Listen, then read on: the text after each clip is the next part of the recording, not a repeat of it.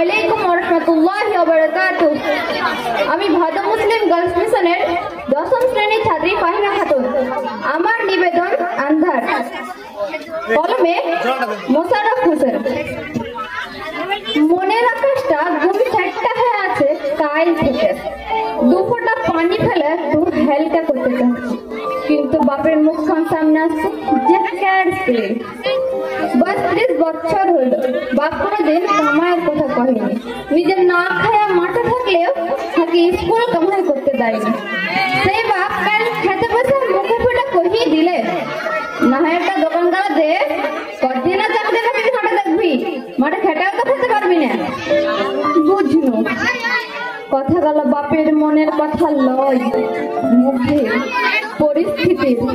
কাল প্রথম কষ্টের আগুনে ঝলসে যাওয়া বাপের মুখ দেখে বৈশাখের ঝড়ের মতন থমথমে একটা আলো। আমি মা উপরে তুলতে পারিনি, থালির দিকেই তাকিয়ে করেছি, আর তো সিজন দেখি আব্বা, জানি তোমার কষ্ট হচ্ছে, তাও বাইরে থেকে পড়াইলে এমএ বিএড করলো, দোকান দেবেন লাগে যে আব্বা। বাপ বেটার মনের কষ্ট আর চোখের পানি ভাগ ভারী হয়ে বাড়েছে। বেটা আরো কহিলে, মাস্টার চাচাকে দেখো, চাকরির বল দুনিয়া জোড়া, তা বলো চিন্তা আছে, ঘর আর ছাদে ধীরে ধীরে ভাত হজম করছে, আর তুমি বিপদ মাথায় নিয়ে মাঠে ঘাটে ঘুরছো হাতে পেটে দুটো দানা জুটাইতে। একটা চাকরি খালি হার জীবনের লাগা লয় দি আব্বা, তোমার যে বাকি জীবন, ছেলে পিলের ভবিষ্যৎ, তার যে ছেলে পিলের জীবন সবাই আলো দেবে ওই একটাই চারাকি। এটাই হতে পারে সেই কুস্তুরীর মহা ব্যবসা করার মতন পুঁজি বা বুকের পাটা কি আগে আছে কহ? ওই জায়গা তো 30টা যার বেডসে ঘাটা দেখছি ওই চাকরিটার লেগে, একটু সুখের লেগে। তুমি পিঠে হাত বুলিয়ে বুলিয়ে স্বপ্ন দেখো তো কত, আর আজ হার মেনে নিতে করছো।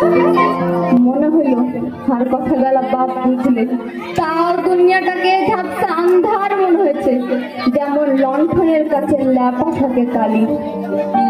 আর বন্ধু সফিককে আর বাপ সোজাই বলছে, হয় মাঠে খাট না তো বাড়ি থেকে বাইরে হ, খুব দেখলো তোকে আর বেটির মতন পুষলো, তোর দ্বারা চাকরি বাকরি হবে না, সবাই চাকরি পেতে ভালোই, আর তোর বেলায় বেলা সরকার দেয় না।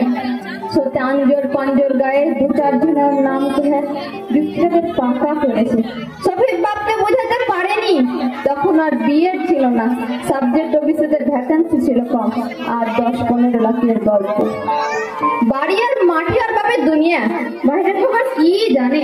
তাছাড়া আপার 9, 10, 11, 12 গ্যাড়া কল, ঠাটায় নানান কায়দা, কেসের পর কেস করে তারিখের পর তারিখ। বাপ এগুলা বুঝে না, জানে না, খালি লগো চাকরিটাই বুঝে।